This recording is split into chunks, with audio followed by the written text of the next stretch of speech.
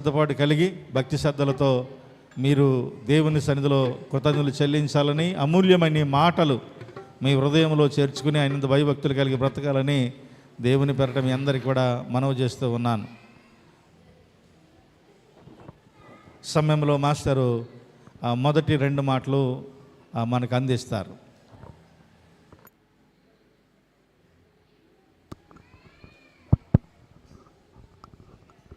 Hello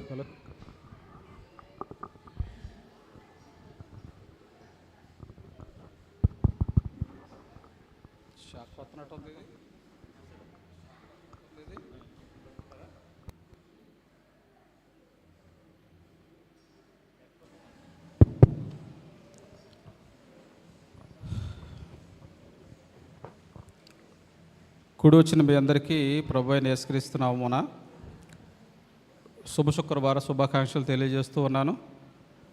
ముందుగా దేవదేవునికి నా వందనాలు. అలాగే ఈరోజు గుడ్ ఫ్రైడే రోజుని నాకు ఈ అవకాశం ఇచ్చినటువంటి దైవ సేవకులకి నా వందనాలు తెలియజేస్తూ మరొకసారి కూడి వచ్చిన మీ అందరికీ ప్రభు అయిన యేసుక్రీస్తు పేరట వందనాలు తెలియజేస్తూ ఉన్నాను. సారిసారిగా మనం చెప్పుకునేయే కొత్త ఏముండవు. ఒకసారి అందరూ కాన్సన్ట్రేషన్గా, అదే వాక్యం అని కాదు కానీ తెలిసిన విషయాలనే మనం ఒకసారి పునశ్చరణ చేసుకుందాం. అందరం కూడా ఒకసారి జ్ఞప్తికి తెచ్చుకుందాం, గుర్తుకు తెచ్చుకుందాం. ఇక్కడ మనం ఈరోజు శుభ శుక్రవారం అంటే యేసుక్రీస్తు వారు సిలువలో మన కొరకై మరణించి సమాధి చేయబడి 3వ రోజున తిరిగి లేపబడి ఆయన పరలోకానికి ఆరోహణమయ్యేటటువంటి అంశం అన్నమాట మనం చెప్పుకోవలసిన విషయం. అయితే ఈ శుక్రవారం అసలు యేసుక్రీస్తు యొక్క పుట్టుక యొక్క ఆవశ్యకత కోసం మనం ఒకసారి ఆలోచిద్దాం. యేసుక్రీస్తు యొక్క ఆయన ఎందుకు ఈ లోకానికి రావాల్సి వచ్చింది అనే దాని ఆవశ్యకత కోసం మనం ఒకసారి చర్చించుకుందాం. నేను చెప్పవలసిన అంశం ఏంటంటే యేసుక్రీస్తు శిలువలో పడినటువంటి మొదటి 2 మాటల గురించి నేను మీకు వివరిస్తాను. వివరించే ముందుగా మనం కొద్ది నిమిషాలు యేసుక్రీస్తు వారు ఈ లోకంలోకి ఎందుకు రావాల్సి వచ్చింది, ఆయన ఈ లోకంలోకి రావాల్సినటువంటి ఆవశ్యకత ఏంటనే దానికోసం చూద్దాం. అంత ముందుగా ప్రార్థన చేసుకొని కార్యక్రమాన్ని మొదలు చేసుకుందాం. ప్రార్థన. అత్యంత ప్రేమ నమ్మకం కలిగినటువంటి మా ప్రియ పరలోకపు తండ్రి, నీ ఘనమైన నామాన్ని బట్టి వేలాది స్తుతులు స్తోత్రములు తండ్రి. నాన్న ఎంతవరకు నీ సజీవం రెక్కల చెట్టును కాసి కాపాడి నాన్న ఇదిగో 9 గంటల సమయం నుంచి బాబు వేసాకని తండ్రి పాటల ద్వారా నేను స్తుతించడానికి మీరు చేసిన కృపను బట్టి నీకే స్తోత్రములు తండ్రి. నీ చిత్తాన్ని బట్టి ఇప్పుడు ప్రశస్తమైన సమయంలోకి మేము వెళ్ళినట్టుగా సహాయం చేయండి తండ్రి. నాయన నీ వాక్కులు నీ మాట ద్వారా మేము నాన్న వినిపించుండగా సహాయం చేయండి తండ్రి. నీ సిలువు చోటున మరుగుపరచండి తండ్రి. ఇవి మా మాటలు కాదు కానీ నీ మాటలే వినిపించే భాగ్యం అనుగ్రహించండి. ఏ మాట ద్వారా ఏ హృదయం పట్టుకోబడినో నువ్వే కృప చూపించండి తండ్రి. ఏ హృదయానికి ఏది అవసరమో మీరే పలికించండి తండ్రి. మీ కృపలో నడిపించమని అడుగుచున్నాం తండ్రి. నీ చిత్తాన్ని బట్టి బాబు వేసేకని తండ్రి వాతావరణాన్ని అనుకూలపరచండి, సాతాను శక్తుల్ని బంధించండి తండ్రి. నానా నీ యొక్క మందిరం చుట్టూ నీ కృప ఉంచండి, నీ రక్తకం చేయండి తండ్రి. ఏ విధమైన ఆటంకం అపాయం కలగకుండా సహాయం చేయండి. ప్రతి విషయంలో కూడా మీరే తోడునీడగా ఉండి సంరక్షించి దీవించండి తండ్రి. సహాయం చేయండి. ప్రతి విషయంలో మీరే తోడుగా ఉండమని, జరుగు కార్యక్రమం అంతట్లో కూడా మీరు కృప చూపించి సహాయం చేయమని ప్రభువును ప్రియరక్షకుడైన యేసుక్రీస్తునామమున అడుగు వేడుకొంచున్నాము తండ్రి. ఆమేన్. మొదటిగా దేవుడైన యెహోవా ఆయన స్వరూపమందు నరుని సృజించాడు. ఆదికాండంలో దేవుడైన యెహోవా ఆయన స్వరూపమందు తన పోలిక చొప్పున నరుని సృజించాడు. మొదట ఆదామును, తర్వాత దాని నుండి అవ్వను సృజించాడు. సృజించి ముద్దుగా చూసుకోవాలనుకున్నాడు. అలాగే ఎవరైనా సరే పిల్లలు అనగానే, తన కుమారులు అనగానే ప్రతి ఒక్కళ్ళకి కూడా ఒక ఆనందం ఉంటుంది. ఒక ఆనందం, సంతోషం, కుమారులంటే ప్రేమ, ఇవన్నీ ఉంటాయి. దేవుడు ఏం చేయాలనుకున్నాడంటే తన సొంత రూపాన్ని దేవుడిచ్చాడు కాబట్టి, సొంతంగా చేతులతో తయారు చేశాడు కాబట్టి ఎంతో ప్రేమగా చూసుకోవాలనుకున్నాడు. కాకపోతే ఏం జరిగింది అక్కడ? అవ్వమ్మ ద్వారా మాట వినకపోవడం, ఏది చేయొద్దన్న పని చేయకపోవడం ద్వారా, అవిధేయత చూపడం ద్వారా, మాట వినకపోవడం ద్వారా పాపంలో పడిపోయారు. అక్కడ పాపంలో పడిపోయినప్పుడు ఆ పాపాన్ని తీసివేయడానికి, ఆ పాపం ద్వారా ఏమైందంటే మానవులకి మరణం సంభవించింది. అంటే అక్కడ చెప్పిన మాట వినకపోవడమే పాపం. అక్కడ ఆ పాపానికి మనమేమి పొందుకున్నామంటే మరణాన్ని పొందుకున్నాం. అయితే ఆ మరణం అనేది అక్కడితో ఆగిపోలేదు. దాని నుంచి తద్వారా ఏమైంది, మనకు సంప్రాప్తమైందని వాక్యం చదివిస్తూ ఉంది. లోకంలో ఒక మనుషుని ద్వారా పాపం ఏ రకంగా అయితే లోకంలోకి వచ్చిందో అందరికీ కూడా, అంటే ఏ భేదం లేదు, అందరూ పాపం చేసి దేవుడు అనుగ్రహించే మహిమను పొందలేకపోతున్నారనేది అక్కడ ఆ మాట తప్పడం ద్వారా పాపం లోకంలోకి వచ్చింది. ఆ పాపమే మరణమైందనమాట. అయితే దేవుడైన యెహోవా పలు రకాలుగా ఆ పాత నిబంధన కాలంలో చూసుకుంటూ వస్తే నోవహు కాలం వరకు భరించాడు. నోవహు కాలంలో ఏమైందంటే ఇక భరించలేకుండా ఉన్నప్పుడు ఏం చేశాడంటే జలప్రళయం, 40 దివారాత్రులు జలప్రళయంతో వాళ్ళందరినీ కూడా నాశనం చేయడం జరిగింది. ఆ కాలంలో ఓన్లీ నోవహు ఆ కుటుంబం మాత్రమే, నోవహు నీతిమంతుడిగా ఉన్నాడు కాబట్టి నోవహు మాత్రమే ఏం చేయబడ్డాడు, రక్షించబడ్డాడు. నోవహు కుటుంబం. అక్కడి నుంచి మరలా మనుషులు విస్తరించిన తర్వాత దేవుని మాట వినిపించుకోకపోవడం, దేవుని మాట వినిపించుకోకపోవడాన్ని బట్టి మరలా లోకంలో మరల పాపం విస్తరించడం. మరల ఏం చేశారు, ఐగుప్తులోకి వెళ్ళి అక్కడ సుమారుగా 400 సంవత్సరాల పాటు శ్రమలను అనుభవింపజేశాడు మారతారేమని. అయినా మారలేదు. చివరికి మొరపెట్టుకున్నారు ఆ దేశాన్ని నుంచి రావడానికి. మొరపెట్టుకుంటే దేవుడు మోషే సహాయంతో ఏం చేశాడంటే మరలా వారిని కనాను దేశానికి, వారు ఉండే దేశానికి కనాను దేశానికి నడిపించడానికి చేశారు. కానీ వారు ఆ వస్తూ ఆ దారిలో తిండి కోసం కానీ, లేదా మాకు దేవుడు కావాలని, లేదా మోషే ఏమైపోయాడని ఇలా రకరకాలు పెట్టడం వల్లనే అక్కడ బయలుదేరిన వారిలో 2 తప్ప మిగిలిన వాళ్ళందరూ నశించిపోయారు. ఎవరు? యెహోషువ, కాలేబు. వాళ్ళిద్దరు మాత్రమే కనాను దేశాన్ని చూడగలిగారు.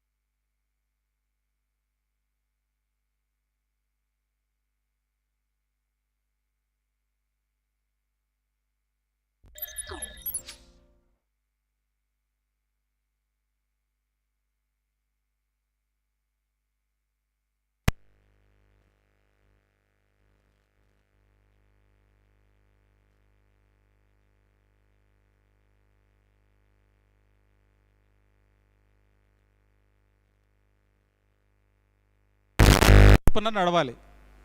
ఆయన్ని అనుసరించి నడిస్తే దేవుడిచ్చేటటువంటి పరలోకం మనకు ఉంటుంది. ఆయన్ని అనుసరించి నడవనట్టయితే కనుక నరకం మనకి ప్రాప్తిస్తుంది. ఇక్కడ ఆయన ఆ రకంగా ఆయన చేసేటప్పుడు, ఆ రకంగా ఆయన మనకి మాదిరికరంగా జీవించేటప్పుడు చివరకు వచ్చేటప్పటికి ఆయన మన కోసమై మరణించడానికే ఆయన ఈ లోకానికి వచ్చాడు. లేఖనాల ప్రకారం ఏది కూడా యేసుక్రీస్తు వారు మన కోసం ఆయన సొంతంగా ఏం చేయలేదు. కేవలం లేఖనాల నెరవేర్పు కోసం మాత్రమే ఆయన లోకంలోకి రావడం జరిగింది. ఆ లేఖనాల నెరవేర్పు ప్రకారమే ఆయన జీవించడం జరిగింది, ప్రవర్తించడం జరిగింది. అలాగే లేఖనాల నెరవేర్పు కోసమే ఆయన మనకి తన ప్రాణం సిలువలో పెట్టడం జరిగిందనమాట. ఇక్కడ ఆయన బోళని అద్భుతాలు చేశాడు లోకంలో. కుంటివారిని లేవనెత్తాడు, నడిపాడు, గుడ్డివారికి చూపించాడు, ఊచకాలు చేతులు గలవారిని బాగు చేశాడు. మాదిరిగా ఈ లోకంలో మనం ఎలా జీవించాలనే మాదిరి ఆయన అలా చూపించే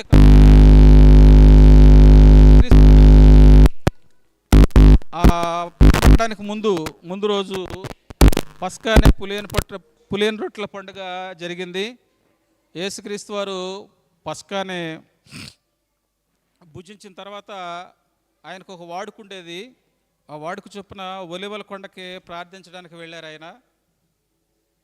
ఒలివల కొండకు ప్రార్థించడానికి వెళ్ళారు. ఆయనకు వాడుకది. ఆయన ఈ యొక్క శిలువ శ్రమల్ని ప్రార్థనతోనే మొదలుపెట్టారనమాట. ఒలివల కొండలకి వెళ్ళి ప్రార్థిస్తూ ఉన్నారు. అది లోక సువార్త 22వ అధ్యాయం 39వ వచనంలో ఉంటుంది. ఆయన వాడుక చొప్పున ఎప్పుడు కూడా ప్రార్థించడానికి ఒలివల కొండకి వెళ్ళేవారు. వెళ్ళి రాబోచున్నటువంటి శిలువ శ్రమలకు తండ్రిని వేడుకోవడం కోసం ఆయన ఆ ఒలివల కొండకి వెళ్ళారనమాట. ఏది పస్కా అనే పులియని రొట్టెల పండుగ అయినటువంటి సాయంత్రం అనమాట. అక్కడ ఆయన వేడుకుంటూ ఉన్నాడు. లోకసువార్త 22:42 వచనం ప్రకారం, తండ్రి ఈ గిన్నె నా యొద్ద నుండి తొలగించుము, నా చిత్తం కాదు నీ చిత్తమే జరిగించుము అని ఆయన తండ్రికి వేడుకుంటూ ఉన్నాడు అనమాట. అలాగే శిష్యులను కూడా ఆయన ఏం చెప్తా ఉన్నాడు, ప్రార్థనలో గడపండి మీరు అంటే. జాముకి వచ్చి ఆయన చూస్తూ ఉండేవాడు. జాము అంటే 3 గంటలు, ప్రతి 3 గంటలకు ఒకసారి వచ్చి ఆయన చూస్తూ ఉంటే ఈ శిష్యులు మెలకుగా లేకుండా నిద్రపోతూ ఉండేవారు.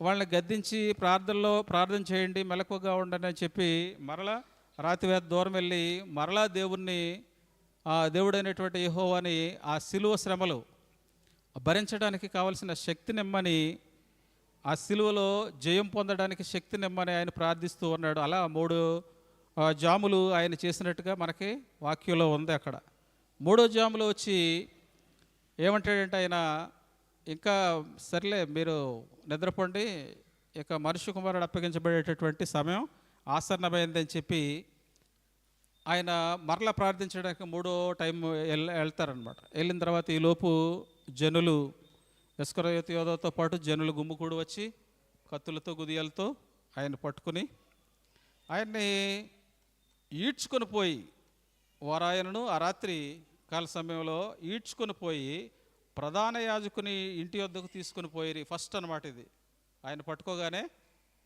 ఎలా పట్టుకుని వెళ్ళారట వాక్యంలో ఉంది. అక్కడ లోకసువార్త 22:42 తర్వాత నుంచి ఉంటుంది. ఏమనంటే వారాయనను పట్టి ఈడ్చుకొని పోయి ప్రధాన యాజకుని ఇంటి తీసుకొని పోయి, ఏదో ఆయన దొంగలాగా, లేకపోతే ఏదో ద్రోహం చేసినట్టుగా, ఏదో నేరం చేసినట్టుగా, ఏదో ఘోరం చేసినట్టుగా ఆయన్ని ఈడ్చుకుని పోయారని ఉంది అక్కడ బైబిల్లో. అంటే తీసుకెళ్లారని లేదనమాట. ఎలా వచ్చారంటే వాళ్ళు కూడా యేసుని పట్టుకోవడానికి కత్తులతో గుదియలతో మంది మార్బలంతో దొమ్మిగా వచ్చారనమాట. యేసుక్రీస్తు ఎప్పుడు కూడా మనుషుల్లో సంచారం చేస్తూ, మనుషుల్లో ఉంటూ, మనుషులకు బోధిస్తూ ఉండేవాడు. సమాజంలో అంతమాలు కూడా ఆయనకి దగ్గర ఎప్పుడు కూడా ఆయన సంరక్షకులుగా ఎవరు ఉండేవారు కాదు. 12 మంది శిష్యులున్నా వాళ్ళేమి యుద్ధాల్లో ఆరితేరిన వాళ్ళు గట్ట కాదు. వాళ్ళు కూడా చేపలు పట్టుకునేవాళ్ళే, జాలర్లే అందరూ కూడా. పోనీ మామూలుగా వస్తే ఎవరన్నా మన మీద పడతారే అనే ఇది కూడా లేదు. కాకపోతే ఆయన మీదకి జనులు అలా గుంపుగా కూడి వచ్చారట ఫస్ట్ది. తర్వాత ఇంకా ఏం చేశారంట, ఫస్ట్ ప్రధాన యాజకుని ఇంటి వద్దకు తీసుకెళ్ళి ఆయన మీద అసత్యమైనటువంటి నేరాలు మోపారు. ఏమని, ఉండటానికి వీలు లేదు. మామూలుగా దేవాలయాన్ని పడగొట్టి 3 రోజుల్లో కడతాననే అపరాధం చేశాడు. దేవాలయం కోసం దేవాలయం దూషణ చేశాడు, దేవదూషణ చేశాడు. కాబట్టి సిలువ వేయండి అని చెప్పేసి ఆ ప్రధాని ఆయన మీద నేరం మోపారు. మోపిన తర్వాత యేసుని పట్టుకున్న మనుషులు ఇంకా ఏం చేశారంట, అపహసించారంట ఆయన్ని. నువ్వు యూదుల రాజు అన్నావు కదా, రాజు అయితే నిరూపించుకో, కొట్టారంట. తర్వాత అలాగే కాకుండా కొట్టినోళ్ళు ఎవరో చెప్పమని వెనక నుంచి కొట్టినోళ్ళు ఎవరో చెప్పమని ఆయన్ని అపహసించారంట.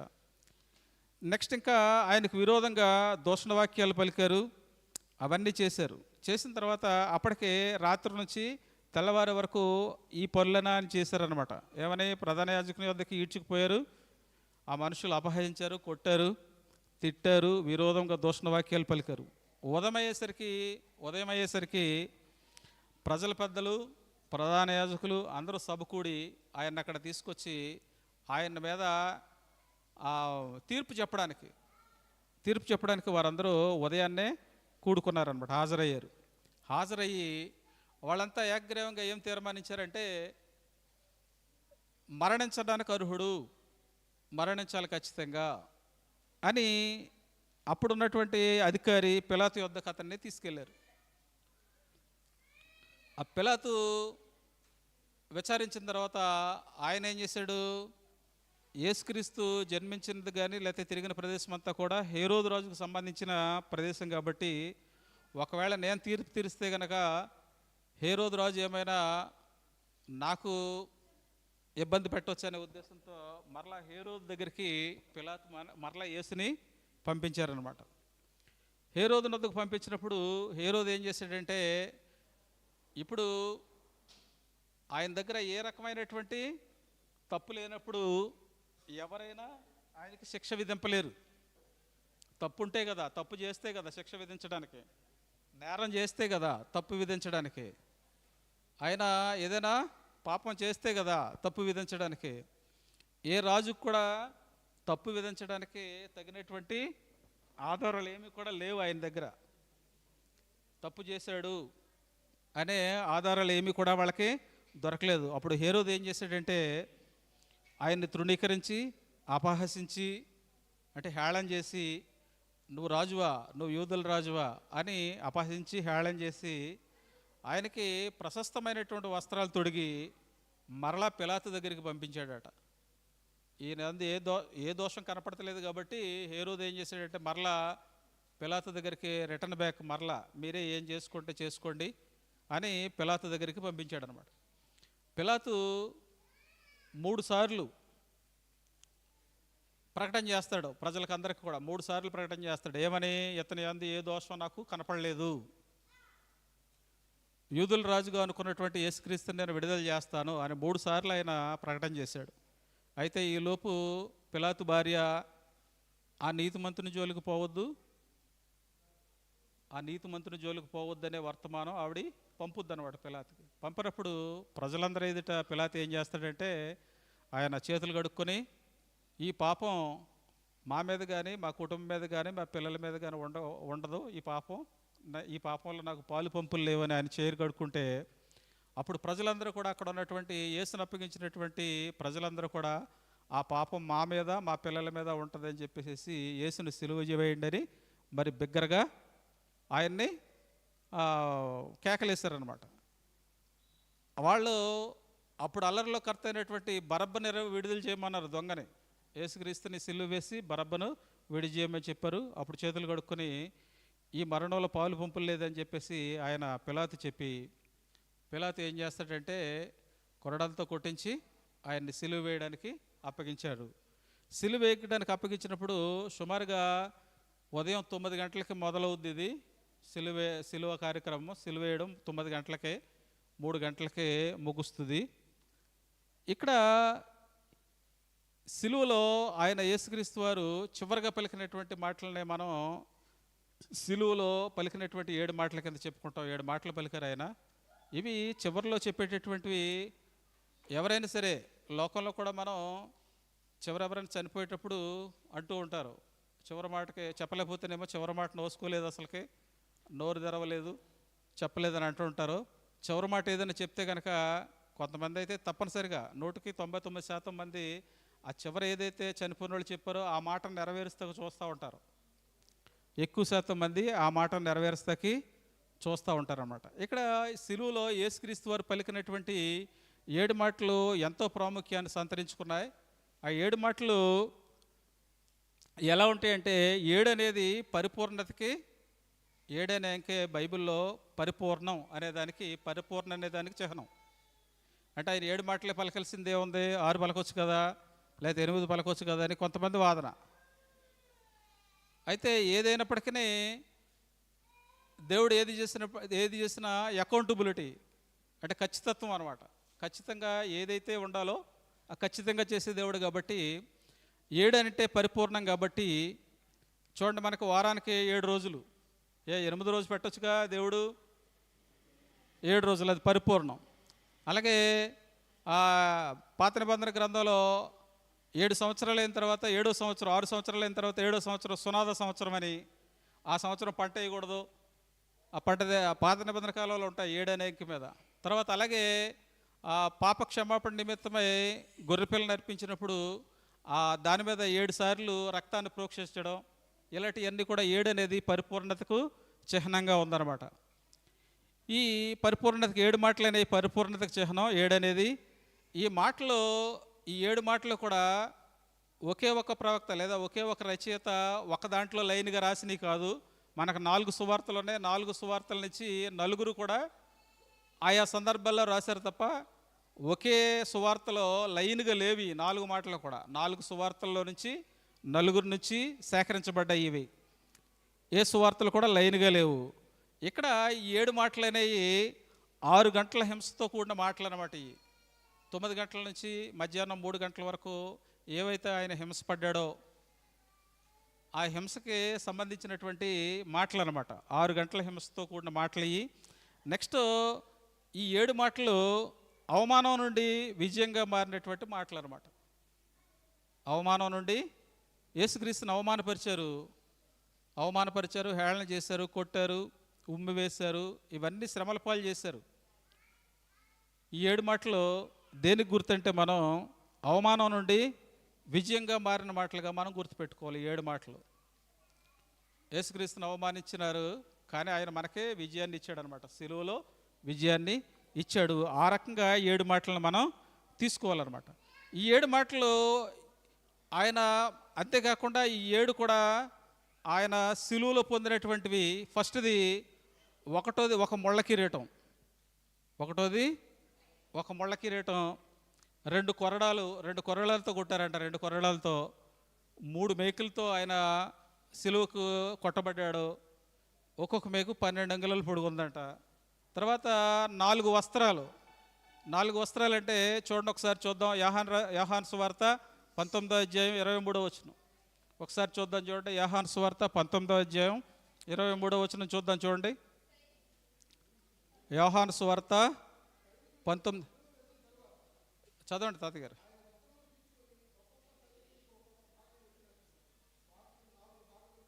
అది ఆయన వస్త్రాల కోసం చీట్లు వేసుకున్నారనమాట. సీట్లు వేసుకుని ఆయన వస్త్రాలని 4 భాగాలుగా పంచుకున్నారట. కాబట్టి ఆ 4 అనేది 4 వస్త్రాల కింద. నెక్స్ట్ 5 అనేది 5 గాయాలు, 2 చేతుల్లో 2, తర్వాత అరికాళ్ళలో, తర్వాత పక్కలో బళ్ళెపోటు, అలాగా 5, 2 కాళ్ళలో 2 చేతుల్లో, తర్వాత బక్కలో బళ్ళెపోటు, అలాగా 5 గాయాలు అనమాట. నెక్స్ట్ 6 గంటలు, 9 గంటల నుంచి మధ్యాహ్నం 3 గంటల వరకు 6 గంటలు చివరిలో పలికిన 7 మాటలు అనమాట. ఆ రకంగా కూడా మనం 7 అనేదాన్ని గుర్తు చేసుకోవచ్చు. 7 అనేదాన్ని మనం గుర్తు చేసుకోవచ్చు అనమాట. అర్థమవుతుందిగా నేను చెప్పింది? అర్థమైందిగా? ఆ రకంగా 7 అనేది పరిపూర్ణతకు గుర్తుగా ఉంది. ఆ సిలువలో పలికినటువంటి చివరి 7 మాటలు కూడా ఎంతో ప్రత్యేకతను సంతరించుకుంటున్నాయి. ఆ మాటల ద్వారా మనకి విజయం కలిగిందనమాట. అవమానం నుండి మనకి విజయం కలిగింది. ఇప్పుడు మొట్టమొదటి మాటగా చూసుకుందాం. మనం మొట్టమొదటి మాట చూడండి ఒకసారి. లూకా సువార్త 23వ అధ్యాయం, లోకాసు వార్త 23వ అధ్యాయం 34వ వచనం. యేసు చదివేమ్మా.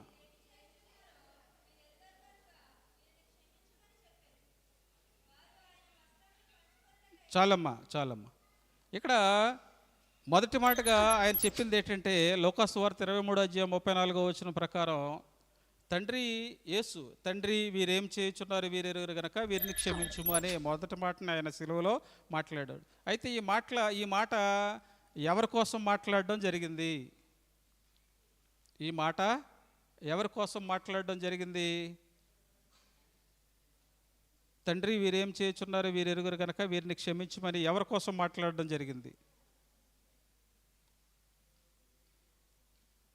ఎప్పుడైతే రాత్రి కత్తులతో గుదియలతో జనాలందరూ కూడా ఆయన మీదకు వచ్చారు. ఆయన మీదకు వచ్చి యేసుక్రీస్తు వారిని ఈడ్చుకుని పోయారు, ప్రధాన యాజకుని దగ్గరికి ఈడ్చుకుని పోయారు. అక్కడ పెద్దలను ప్రధాన యాజకులు కలిపి సభ తీర్చి ఆయన మీద నేరం మోపారు. మరలా పిలాతు దగ్గరికి తీసుకెళ్లారు. పిలాతు నుంచి హేరోదు దగ్గరికి తీసుకెళ్లారు. హేరోదు నుంచి మరలా పిలాతు దగ్గర తీసుకొచ్చారు. పిలాతు దగ్గర నుంచి పిలాతు కొరడాలతో కొట్టించి సైనికులకు అప్పగించాడు. అక్కడ ఎంతమంది ఉన్నారు? ఆయనకు విరోధం కలిగించినటువంటి ప్రజలు ఉన్నారు, తర్వాత ప్రధాన యాజకులు ఉన్నారు, తర్వాత పెద్దలు ఉన్నారు, తర్వాత వచ్చి సైనికులు కూడా ఉన్నారనమాట.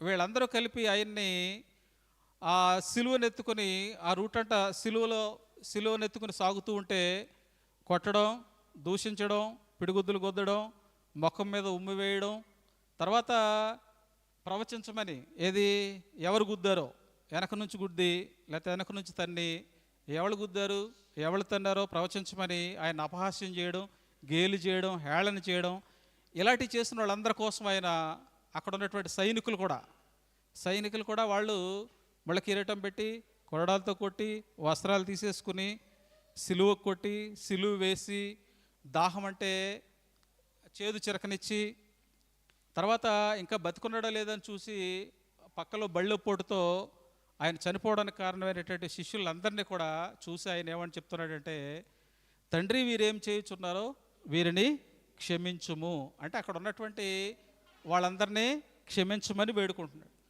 అంత బాధలో ఇప్పుడు సహజంగా మనకెవరైనా చిన్న కీడు తలపెట్టారనుకోండి, కీడే అవసరం లేదు, మనల్ని ఎవరైనా పక్కోళ్ళు ఓ మాట అన్నారనుకోండి, మనకు ఎంత వచ్చేది, పౌరుషం వచ్చేది, ఎంత బాధ వచ్చేది మనకి. ఆ మనిషిని ఊరుకుంటామా? ఒక మాట అంటే 2 అంటాం, 3 అంటాం, 4 అంటాం, వీలైతే 10 అంటాం, కొట్టేస్తారు కూడా కొంతమంది అయితే. అవునా కదా? మరి అక్కడ రాత్రి నుంచి ఉదయం 9 గంటల వరకు సిలువ వేసే వరకు ఆయన ఎన్నో చిత్రహింసలు పెట్టారు. ఆ చిత్రహింసలు పెట్టిన వాళ్ళందరినీ కూడా ఆయన ఏమంటున్నాడు? తండ్రిని వేడుకుంటున్నాడు అంత బాధలో కూడా, వీరిని క్షమించండి, వీరు ఏం చేస్తున్నారో వీరికి తెలియదు. ఇప్పుడు సైనికులు తెలియదా ఏం చేస్తున్నారో? వాళ్ళకి తెలవదా? సైనికులకి ఏం చేస్తున్నారో వాళ్ళకి తెలియదా? కొరడాలతో కొట్టడం, దూషించడం, సిలువ వేయడం ఇవన్నీ వాళ్ళకి తెలియదా?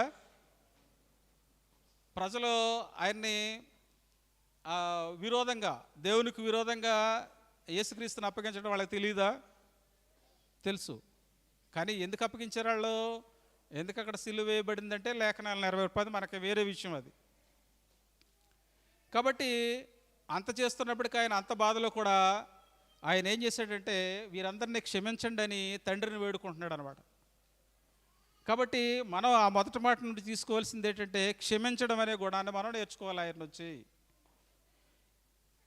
క్షమించడం అనే దాన్ని మనం నేర్చుకోవాలన్నమాట. ఈ లోకంలో మనం జీవించేటప్పుడు క్షమించలేని హృదయం బంధించబడిన హృదయం. ఒక ఆయన చెప్తాడు, జాగ్రత్తగా వినండి. ఒక ఆయన చెప్తాడు ఏంటంటే, క్షమించలేని హృదయం బంధించబడిన హృదయం అంటే అర్థం ఏంటి? ఎవరైనా మన యందు ఎవరైనా తప్పు చేస్తే, లేదని కాని మాట అంటే, మనల్ని ఏదన్నా అంటే, మన మీద ఏదైనా అసత్య ఆరోపణలు చేస్తే వారిని మనం ఏం చేయాలంట? క్షమించాలి. ఆ క్షమించలేని హృదయం ఉంటే కనుక మన హృదయం ఎలాంటిదంట? బంధించబడిన హృదయం అన్నమాట. ఇప్పుడు ఒక కుక్కనే ఏదైనా గూట్లో పెట్టేసామనుకోండి, బంధించాం, అది బయటకు రాగలుగుద్దా? దాని పనిలో చేసుకోలేదు కదా. సహజంగా కోళ్ళని బంధిస్తాం, కోళ్ళని వేస్తాం కదా గావులో, బయటకు రాగలుగుతాయి. అంటే మన హృదయం కూడా అలా బంధించేసినట్లు లెక్క అనమాట. అంటే క్షమించలేని హృదయం ఉంటే కనుక అది బంధించబడినటువంటి హృదయంతో సమానం. అలా కాకుండా ఎవరైతే క్షమించగలిగే వారు ఉంటారో వారు స్వేచ్ఛ పొందుతారట. క్షమించగలిగే హృదయం ఉన్నవాళ్ళు ఏం పొందుతారు? స్వేచ్ఛను పొందుతారు. స్వేచ్ఛను పొందితే ఆ స్వేచ్ఛ మనల్ని పరలోక రాజ్యాన్ని తీసుకెళ్ళడానికి ఉపయోగపడుతుంది అనమాట. కాబట్టి మరొకసారి చెప్తున్నాను చూడండి, క్షమించలేని హృదయం బంధించబడినటువంటి హృదయం. క్షమించగలిగిన వారు మాత్రమే స్వేచ్ఛను పొందుతారు. ఎదరోళ్ళని ఎవరైతే మనం క్షమిస్తామో, క్షమించే గుణం ఉంటుందో వాళ్ళు మాత్రమే స్వేచ్ఛను పొందుకోగలుగుతారు, దేవుడిచ్చేటటువంటి పరలోక రాజ్యాన్ని పొందుకోగలుగుతారు అనమాట. ఇప్పుడు ఈ క్షమాపణ ఉంటే గనక క్షమాపణ అనేది మన సువార్తకు కూడా మూలమని చెప్పొచ్చు. సువార్త చెప్పడానికి కూడా ఎక్కడైనా మనం ఏం చేయాలి? క్షమాపణ హృదయం ఉంటే గనక, మనం క్షమించగలిగితే గనక, ఇతరులు మనం క్షమించగలిగితే గనక, మనం ఒకరికి యేసుక్రీస్తు క్షమించగలిగాడు కాబట్టి నేను కూడా క్షమించాను, యేసుక్రీస్తుని పోలి నడుచుకుంటున్నాననే సువార్తను మనం చెప్పొచ్చు. కాబట్టి దాని ద్వారా మనం ఏం చెప్పొచ్చు? క్షమాపణ అనేది సువార్తకు మూలంగా చెప్పొచ్చు. క్షమాపణ అనేది సువార్తకే మూలంగా చెప్పొచ్చు. ఎలాగూ యేసుక్రీస్తు వారు క్షమించాడు కాబట్టి, మనల్ని యేసుక్రీస్తు వారు క్షమించాడు కాబట్టి మనం కూడా మన పక్కనున్న తోటివారిని కానీ, బంధువులు కానీ, ఇతరులు కానీ ఎవరైనా సరే మన ఎడలు ఏదైనా తప్పుదం చేసిన వాళ్ళని, పాపం చేసిన వాళ్ళని మనం క్షమించగలిగితే మనం యేసుక్రీస్తుని పోలిని నడుచుకున్నట్లు కాబట్టి తద్వారా మనం దేవుని సువార్తని ప్రచురపరచవచ్చు. క్షమాపణ గుణం కలిగి ఉంటే. క్షమాపణ లేకపోతే కనుక మనం సువార్తను చెప్పలేమన్నమాట. క్షమించే గుణం లేనప్పుడు యేసే నిజమైన దేవుడు, యేసు క్షమించాడు, యేసుని నమ్ముకోండి, యేసులో ఉండండి, ఏ పరలోక రాజ్యం ఇస్తాడని మనం ఎలా చెప్పగలం? మన పక్కన ఉన్న వాళ్ళని క్షమించలేనప్పుడు యేసుక్రీస్తుని అనుసరించినట్టు కాదు, యేసుక్రీస్తు సువార్త మనం బోధించినట్టు కాదు. కాబట్టి ఏం చేయాలి? దీని నుండి మనం ఏం చేయాలి? ఈ మొట్టమొదటి మాట నుండి, యేసుక్రీస్తు వారు చెప్పినటువంటి ఈ మొట్టమొదటి మాట నుండి మనం క్షమించే గుణాన్ని అలవాటు చేసుకోవాలి. బంధించబడే హృదయం ఉండకోకుండా క్షమించగలిగే హృదయం ఉంచుకొని దేవుడిచ్చేటటువంటి పరలోక రాజ్యాన్ని పొందుకుంటాం. అలాగే మనం ఇంకోటి ఏం చేయాలంటే, ఎవరైనా మనల్ని శపించారు, లేదా మనల్ని తృణీకరించారు, మనల్ని దూషించారు, మనల్ని అపహసించారు, ఇలాంటప్పుడు మనం వెంటనే వాళ్ళని దూషించకూడదు. కోపం వచ్చేస్తుంది, మానవ సహజం అది. నన్ను ఈ మాట అంటారా, నన్ను ఆ మాట అంటారా అని చెప్పేసి వచ్చేద్ది, కబక్కున వచ్చేద్ది. కానీ ఒక్క క్షణం నిదానించి ఆలోచిస్తే శపించకుండా వాళ్ళని క్షమించగలిగితే దేవుడు చూపించినటువంటి మార్గాన్ని, అంటే యేసుక్రీస్తు వారు చూపించినటువంటి ఆ క్షమాగుణాన్ని మనం అర్థం చేసుకోగలం, క్షమించే గుణం మనం పొందుకోగలం. నెక్స్ట్, క్షమాపణ అనేది మన మేలు కొరకే. ఇంకో రకంగా చెప్పాలంటే క్షమాపణ అనేది మన మేలు కొరకే. మనం క్షమించగలిగితే దేవుడిచ్చేటటువంటి పరలోక రాజ్యాన్ని పొందుకోగలం. క్షమించలేకపోతే ఖచ్చితంగా నరకానికి వెళ్తాం. ఇప్పుడు పరలోకం వెళ్ళడం అనేది మన మేలు కొరకే కదా, నరకానికి వెళ్ళడం అనేది మేలు కాదు. అది పరలోకం వెళ్ళడం అనేది మేలు కాబట్టి ఇతరులని క్షమిందాం. అంటే క్షమాపణ మన మేలు కొరకే. దాన్ని బట్టి మనం చెప్పొచ్చు అనమాట, క్షమించే కూడా మన మేలు కొరకే. నెక్స్ట్, చాలామంది లోకంలో ఏమనుకుంటారంటే, ఏదైనా మాట అనగానే నేను హర్ట్ అయ్యాను, నేను ఇక తీసుకోలేను, అసలు ఈ మాట మాత్రం నేను మర్చిపోను, ఎన్నటికీ కూడా ఈ మాట నేను విడిచిపెట్టను, అంత మాట అంటాడా నన్ను. తర్వాత మన పాస్టర్ గారు చెప్తూ ఉంటారు, నన్ను నల్లగుండుల్లో మెరుగుతుంది ఇది, ఈ మాట నేను చచ్చిపోయేంతవరకు ఈ మాట వదిలిపెట్టిన అంటాడు. దానివల్ల ఏం పట్టుకెళ్తాం? మనం నరకానికి వెళ్తాం. అదే పట్టుకుని ఉంటే మనం ఎక్కడికి వెళ్తాం? దేవుడిచ్చేటటువంటి పరలోకానికి వెళ్ళాం, దేవుని సన్నిధికి వెళ్ళాం. ఎక్కడికి వెళ్తాం? నరకానికి వెళ్తాం. ఆ మాట అలా మనం ఉంచుకుంటే కనుక దానివల్ల కీడే కానీ మేలు లేదు.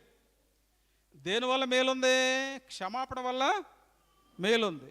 ఎక్కడిదక్కడే ఇప్పుడు యేసుక్రీస్తు వారు అక్కడ ఉన్నటువంటి వాళ్ళని అన్ని బాధలు పెడుతున్నా అప్పటికప్పుడు క్షమించాడా? లేకపోతే తర్వాత ఎప్పుడన్నా నేను పరలోకానికి వెళ్ళిన తర్వాత తీరుబడిగా నేను క్షమింతానులే అన్నాడు ఆయన? వెంటనే బాబు తండ్రి వీరేం చేస్తున్నారు వీరు ఎరుగురు కనుక వీరిని క్షమించుము అని అప్పటికప్పుడే వాటికి క్షమాపణ దయచేశాడు. ఆ రకంగా మనం ఏం చేయాలంటే ఆ క్షమాగుణాన్ని మనం అలవాటు చేసుకుని క్షమించి ఒకరినొకరు క్షమించుకుని దేవుడిచ్చేటటువంటి పరలోక రాజ్యాన్ని మనం పొందుకోవాలని ఈ మొట్టమొదటి మాట ద్వారా మనం తెలుసుకోవాలన్నమాట. ఏమన్నాడు? మొట్టమొదటి ద్వారా యేసుక్రీస్తు వారు సిలువలో ఏం పలికారు? తండ్రి వీరేం చేయుచున్నారో వీరు ఎరుగురు గనక వీరిని క్షమించుము. ఆ రకంగా మనం క్షమాగుణం కలిగి మన క్షమాపణ అనేది మరొకసారి చెప్తున్నాను చూడండి. క్షమాపణ అనేది సువార్త చెప్పేటప్పటిగా ఉండాలి. క్షమాపణ మనం క్షమించకుండా మనం శపించకుండా క్షమించాలి. క్షమాపణ అనేది మన మేలు కొరకే. క్షమాపణ అనేది మన హృదయంలో ఉంచుకోకూడదు. ఎప్పుడు కూడా మనం క్షమించడం ద్వారా దేవుడిచ్చేటటువంటి ఆ పరలోక రాజ్యాన్ని మనం పొందుకోగలం. ఇది మొట్టమొదటి మాట. దానికోసమే మరొకసారి గుర్తు చేసుకోండి. క్షమించలేని హృదయం బంధించబడిన హృదయం. క్షమించగలిగిన వారు మాత్రమే స్వేచ్ఛ పొందుతారు. స్వేచ్ఛ పొంది పరలోక రాజ్యాన్ని పొందుకుంటారు. ఇక రెండో మాటగా ఆయన పలికినటువంటి మాట ఏంటంటే, రెండో మాట లూకాసు వార్త చదవండి. లూకాసు వార్త 23వ అధ్యాయం 43వ వచనం. నేడు నీవు నాతో కూడా పరదేశంలో ఉందని నిశ్చయముగా నీతో చెప్పుచున్నావని. ఈ ఎవరి కోసం ఉద్దేశించి చెప్పారు ఆయన ఈ రెండో మాట? ఈ రెండో మాట ఎవరి కోసం ఉద్దేశించి చెప్పారు? అమ్మా వింటలేదు, ఎప్పుడు వినలేదా?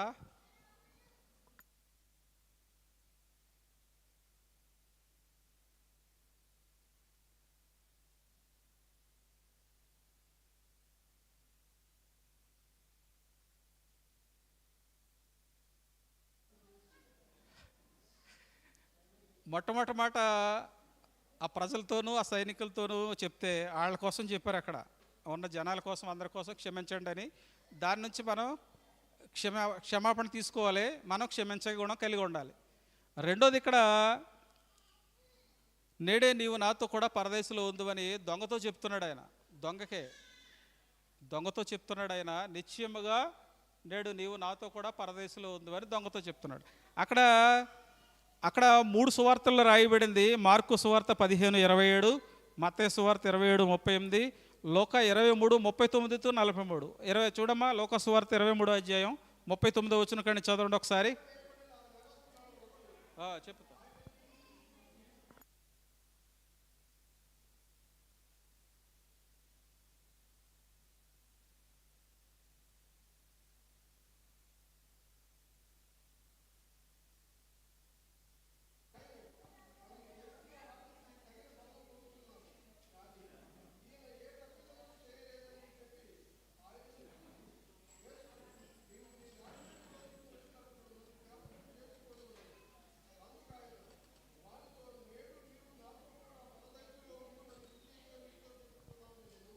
ఓకే. ఇక్కడ యేసుక్రీస్తుతో పాటుగా 2 బందిపోటు దొంగల్ని చెరో వైపున సిలువ వేయడం జరిగింది. 2 బందిపోటు దొంగల్ని సిలువ వేయడం జరిగింది. అక్కడ ఒక దాంట్లోనేమో కుడివైపు, ఒక దాంట్లో ఎడవైపు ఉంటుంది. ఒక దాంట్లోనేమో ఒకవైపు, రెండో వైపు అని ఉంది. ఇక్కడ 2 దొంగల్లో అంటే ప్రజలతో పాటుగా ఆ దొంగ కూడా సిలువలో దూషిస్తున్నాడు అనమాట. ఓ దొంగ, ఏమని? నువ్వు దేవుడు కుమారుడు కదా, నువ్వు చాలామందిని రక్షించావు కదా, నిన్ను నువ్వు రక్షించుకుని మమ్మల్ని కూడా రక్షించవచ్చు కదా అని చెప్పేసి ఒక దొంగ దూషిస్తూ ఉన్నాడు యేసుక్రీస్తుని సిలువలో. అయితే దొంగలకే శిక్ష తగ్గుద్ది, దొంగలకైతే శిక్ష తగ్గుద్ది. మరి ఈయన ఏ నేరం చేయలేదు కదా, దొంగతనం చేయలేదు, నేరం చేయలేదు, ఏ దోషాన్ని ఎరగనప్పుడు ఈయన మరి సిలువకి ఎలా అప్పగించారు?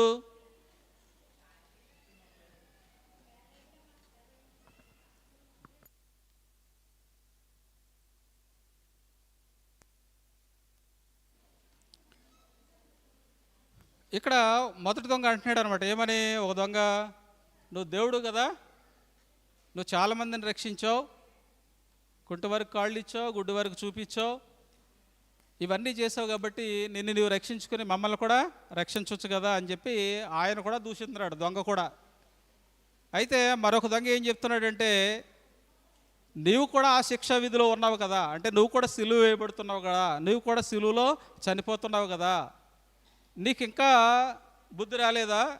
మనమైతే మనం చేసిన దానికి తగుతాం, ఈ సిలువ మరణం మనకే తగును. కానీ ఆయనైతే ఏ దోషం చేయలేదు, ఏ పాపం చేయలేదు. ఆయన్ని అన్యాయంగా తీర్పు తెచ్చి ఆయన సిలువ వేస్తున్నారు. కాబట్టి యేసు, నీ రాజ్యంలో నువ్వు వచ్చేటప్పుడు నన్ను జ్ఞాపకం చేసుకో బాబు అని చెప్పేసి ఆ దొంగ అడుగుతూ ఉన్నాడు. అంటే అతనికి ఏమొచ్చింది? రిపెంటెన్స్ వచ్చింది అక్కడ దొంగకే. అంటే మారు మనసు పొందాడనమాట. నేను చేసింది తప్పు, ఎంతవరకు నేను చేసింది తప్పు, నా తప్పుకు ఈ శిక్ష తగింది, కాబట్టి నేను తప్పు చేశాను నాయన, కాబట్టి నీ రాజ్యంలో వచ్చేటప్పుడు రెండో రాకడలో నువ్వు ఎప్పుడైతే వస్తావో ఆ రాజ్యంలో నన్ను జ్ఞాపకం చేసుకుని ఆయన అని దొంగ అడిగాడు అనమాట. ఎప్పటికే రెండో రాజ్యంలో పరలోకం కోసమేమో దొంగ అడిగితే, కానీ యేసుక్రీస్తు వారు ఏం చేశాడు? ఆ దొంగకే రక్షణ కలుగు చేశాడు. ఎలాగూ? అప్పుడే నిశ్చయముగా, చదవండి ఒకసారి, చదవండి తాతయ్య. నిశ్చయముగా నేడు నీవు నాతో కూడా పరదైసులో ఉందువు. చూడండి ఎంత అదృష్టమో. అంటే దేవుడిచ్చేటటువంటి రక్షణ అలా ఉంటుంది అనమాట.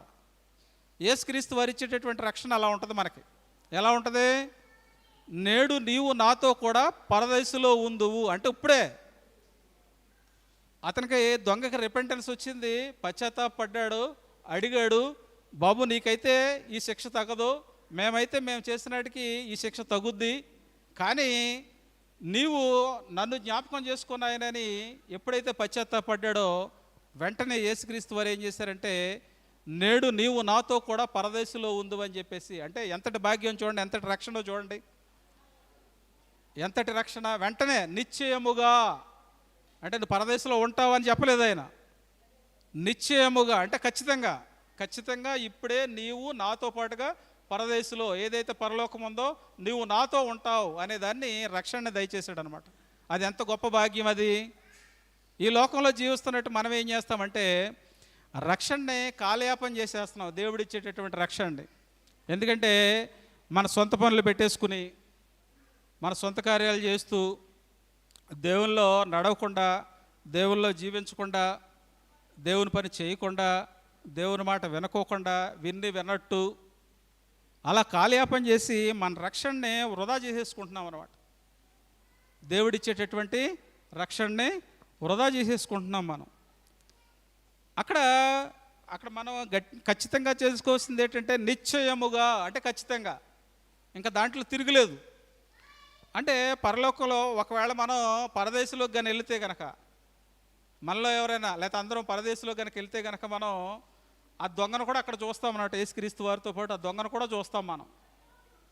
ఎవరైతే దొంగకి మొట్టమొదటిగా రక్షణ ఇచ్చాడు, ఆయన సిలువలో రక్షణ ఇచ్చాడో ఆ దొంగను కూడా మనం చూస్తాం, ఆయనతో కూడా మనం జీవిస్తాం అన్నమాట. అయితే ఆ రక్షణ మనకు కావాలా? ఆ రక్షణ కావాలంటే ఎలా వస్తుంది? దేని ద్వారా పొందుతాం? రక్షణ అనేది పూజలు చేస్తేనో, లేతే దాన ధర్మాలు చేస్తేనో, లేతే మన తల్లిదండ్రులు కానీ పూర్వీకులు కానీ ఏమైనా గొప్ప గొప్ప కార్యాలు చేస్తేనో మనకు రక్షణ వచ్చేది కాదు. రక్షణ అనేది కేవలం విశ్వాసం ద్వారా పొందే కృపావరం మాత్రమే. రక్షణ అనేది విశ్వాసం ద్వారా పొందే కృపావరం మాత్రమే. అంటే అర్థం ఏంటంటే, మనం ఏదైతే యేసుక్రీస్తుని విశ్వసిస్తున్నామో, నిజరక్షకుడని విశ్వసిస్తున్నామో, ఆయన నిజమైన దేవుడని విశ్వసిస్తున్నామో, ఆయనందే రక్షణ ఉన్నదని విశ్వసిస్తున్నామో, ఆయనే మనల్ని పరలోకం తీసుకెళ్తాడని విశ్వసిస్తున్నామో, ఆ విశ్వాసం ద్వారా మాత్రమే మనం రక్షణ పొందుకోగలం. ఆ రక్షణ అనేది మనం డబ్బు పెట్టి కొనుక్కుంటేనో, ఆస్తి పెట్టి కొనుక్కుంటేనో, లేకపోతే ఏదన్నా ఇచ్చితేనో వచ్చేది కాదు. కేవలం దేవుడిచ్చేటటువంటి కృపావరం మూలంగా మనకి ఆ రక్షణ అనేది మనం పొందుకోగలుగుతాం. అది కూడా మన విశ్వాసం ఉండాలన్నమాట. మనం దేవుడిచ్చేటటువంటి ఆ కృపావరాన్ని, ఆ రక్షణని పొందుకుంటామనే విశ్వాసం మనకు ఉండాలి. విశ్వాసంలో జీవించాలి. దేవుని అందేనటువంటి విశ్వాసంలో మనం జీవిస్తే ఆ రక్షణ అనేటువంటి కృపావరాన్ని విశ్వాసం మూలంగా మనం పొందుకుంటాం. నెక్స్ట్ దేవుడిచ్చేటటువంటి ఉచిత కృప మూలంగానే లేదా ఉచిత కృప ద్వారానే మనకు రక్షణ వద్దు. కానీ మనం చేసే పనులు బట్టి కానీ, మనం చేసే దాన ధర్మాలను బట్టి కానీ, లేదా మన పూర్వీకులు చేసేటటువంటి దాన్ని బట్టి కానీ, కొంతమంది చెప్పుకునేటటువంటి మన పూర్వజన్మలు ఏయో మనం చేసామనే దాన్ని బట్టి కానీ కాదు. ఈ లోకంలో ఇప్పుడున్నటువంటి మనం దేవుల్లో లేదా యేసుక్రీస్తులో కట్టబడి, యేసుక్రీస్తులో యేసే నిజమైన దేవుడని నమ్మి, ఆయనందు విశ్వాసం ఉంచి, క్షమించే హృదయం కలిగి మనం ఈ లోకంలో యేసుక్రీస్తుని అనుసరించి నడిస్తే మనకి దేవుడు రక్షణ ఇస్తాడు. విశ్వాసంతో మనం ఆ పరలోకం ఇస్తాడు అనే విశ్వాసంతో దేవుడిచ్చేటటువంటి కృపావరాన్ని మనం పొందుకుంటాం. కృప ద్వారానే, దేవుడిచ్చేటటువంటి ఉచిత కృప ద్వారానే మనకి రక్షణ వస్తుంది. కానీ మనం చేసే కర్మలను బట్టి కానీ, మనం చేసే పనులు బట్టి కానీ, మనం చేసే దాన ధర్మాలను బట్టి కానీ రాదు. నెక్స్ట్ ఇంకా మనకిచ్చేటటువంటి రక్షణ సిలువ తీర్పును బట్టి. ఆయన ఎప్పుడైతే మనకి సిలువలో తీర్పు పొంది మనకు ప్రాణం పెట్టి తిరిగి 3వ దినాన్ని లేచాడో అప్పుడే మనకు రక్షణ వచ్చింది. అంతవరకు మనకు రక్షణ లేదన్నమాట. అంటే సిలువ తీర్పు వేదికగా మనకు రక్షణ వచ్చింది, దేవుడు మనకు దయచేశాడు అనమాట. ఆ సిలువలో ఆయన శ్రమలు పొందడం మూలంగానే మనకు రక్షణ వచ్చింది. ఆ సిలువ మరణాన్ని గెలిచి 3వ నాడు లేవడాన్ని బట్టే మనకు రక్షణ వచ్చింది. కాబట్టి మనం ఎప్పుడు మన జీవితంలో ఆ సిలువ అనే దాన్ని గుర్తుంచుకోవాలన్నమాట. సిలువ శ్రమల్ని భరించాలి, మనం సిలువ శ్రమల్ని వహించాలి. అయితే వాక్యంలో ఉంటుంది, ప్రతిదినం తన సిలువను ఎత్తుకొని నడవాలని చెప్తూ ఉంటాడు పౌలు గారు. ప్రతిదినం తన సిలువను ఎత్తుకొని నడవాలి. సిలువ అంటే శ్రమల గుర్తు. ఈ లోకంలో ఉన్నటువంటి కొన్ని శ్రమలు వస్తూ ఉంటాయి, వెళ్తూ ఉంటాయి. ఆ శ్రమలన్నింటిని మనం ఏం చేసుకోవాలంటే క్యారీ చేసుకుంటూ వెళ్ళాలి. ఆ క్యారీ చేసుకుంటూ వెళ్ళాలి తప్ప ఎవరిని దూషించడం కానీ, నిందించడం కానీ, లేదంటే క్షమించకపోవడం కానీ చేయకూడదన్నమాట. అప్పుడే మనకి రక్షణ వస్తుంది అనమాట. నెక్స్ట్ ఈ రక్షణ ద్వారా, దేవుడిచ్చేటటువంటి ఈ రక్షణ ద్వారా మనకి పరదేశు లేదా పరలోకం, దేవునితో ఉండేటటువంటి భాగ్యం మనకి ప్రాప్తిస్తుంది అనమాట. ఈ రక్షణ ఉంటేనే మనం దేవుని దగ్గరికి వెళ్తాం. ఈ రక్షణ లేకపోతే దేవుని దగ్గరికి వెళ్ళే పరిస్థితి లేదనమాట. పరదేశులో దేవునితో పాటు, యేసుక్రీస్తుతో పాటు ఉంటాం అనమాట. మనం చూడండి ఎంతటి భాగ్యం అది, ఆలోచించండి ఒకసారి. యేసుక్రీస్తుతో పాటు ఉండడం అంటే ఎంత భాగ్యమో ఆలోచించండి ఒకసారి. కాబట్టి మనం ఏం చేయాలి? ఈ రక్షణ ద్వారా మనకి యేసుక్రీస్తు సిలువలో ఇచ్చినటువంటి రక్షణ ద్వారా మనకి పరదేశు అనుగ్రహించబడుతుంది. పరదేశ్ అంటే లేదా పరలోకం అంటే ఏదో కాదు, యేసుక్రీస్తుతో మనం జీవించడమే, యేసుక్రీస్తుతో మనం కలిసి ఉండడం అన్నమాట. ఇది పరలోకం. కాబట్టి మనం ఈ యొక్క రెండో మాటలో ఏముంది మనకి? నిత్యం